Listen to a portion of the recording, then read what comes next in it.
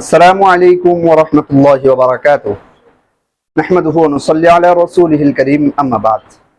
প্রিয় উপস্থিতি, আফ্রিকা মহাদেশের বিভিন্ন দেশ নিয়ে আলোচনায় তৃতীয় পর্ব। আজকে আমরা আলোচনা করব আফ্রিকার অন্যতম দেশ তিউনিসিয়া সম্পর্কে।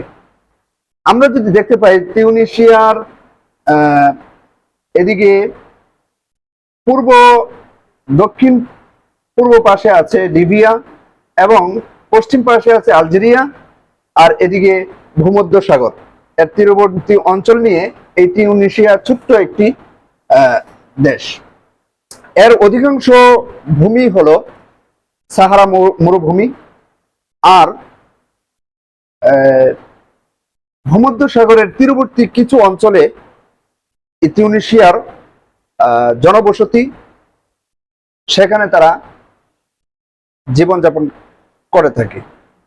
তিউনিসিয়ার রাজধানী তিউনিস, এবং এই শহরটি অত্যন্ত গুরুত্বপূর্ণ। আমরা যদি দেখতে পাই তাহলে দেখি তিউনিসিয়া বিভিন্ন মূল্যবান সম্পদ এবং তিউনিসিয়ার গুরুত্ব পুরা পৃথিবীর মধ্যে অন্যতম। কারণ তিউনিসিয়াতে একে তো সমুদ্র তীরবর্তী অঞ্চল, আর যেখানে সমুদ্র রয়েছে তাছাড়া বিভিন্ন নদ নদী রয়েছে, এর গুরুত্ব অন্যতম। তিউনিসিয়ার ইতিহাস যদি আমরা লক্ষ্য করি তাহলে দেখি সেখানে কার্থেজ নগরী, এই নগরীতে বসবাস করে আসছে আদিকাল থেকে বিভিন্ন মানুষ। খ্রিস্টীয় সপ্তম শতাব্দীর শেষের দিকে মুসলমান সেনাপতিদের মাধ্যমে তিউনিসিয়া মুসলমানদের সাথে সম্পৃক্ত হয় এবং তাদের পরিচিতি লাভ করে। মুসলমানদের সৌন্দর্য এবং তাদের চরিত্র মাধুরী দেখে তারা ইসলাম ধর্মে দীক্ষিত হয়।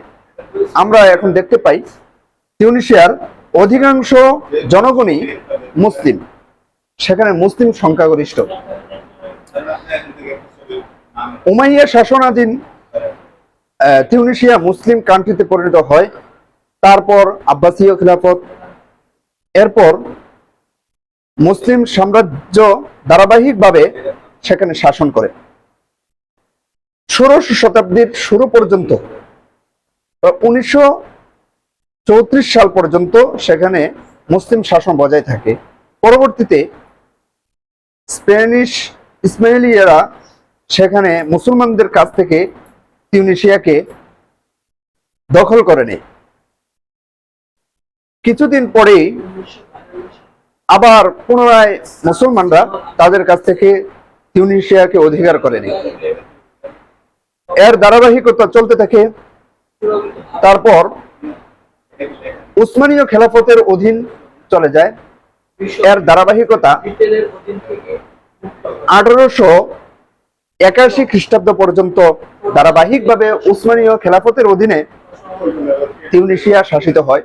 স্থানীয় সরকারের মাধ্যমেই তিউনিসিয়া সরকার ব্যবস্থা স্থাপিত হয়, কিন্তু তারা উসমানীয় খেলাফতের অধীন ছিল।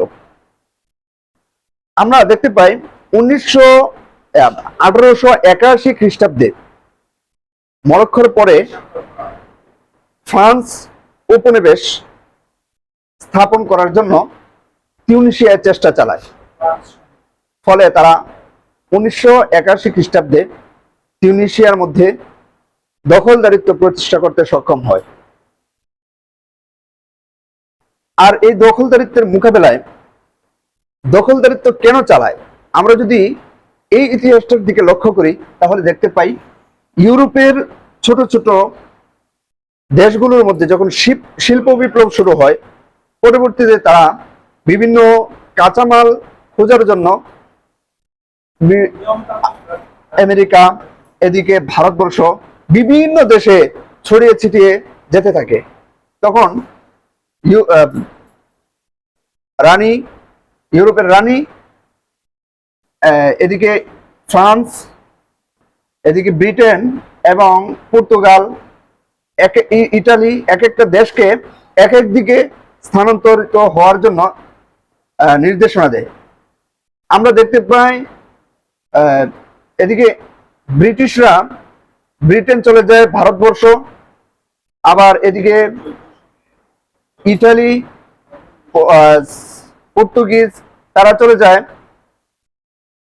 আমেরিকার দিকে, ফ্রান্স এরা দক্ষিণে অর্থাৎ আফ্রিকার দিকে। আর আফ্রিকার বিভিন্ন দেশে তারা সেই উপনিবেশবাদী আগ্রাসন চালায়। তিউনিসিয়াও এর ব্যতিক্রম ছিল না।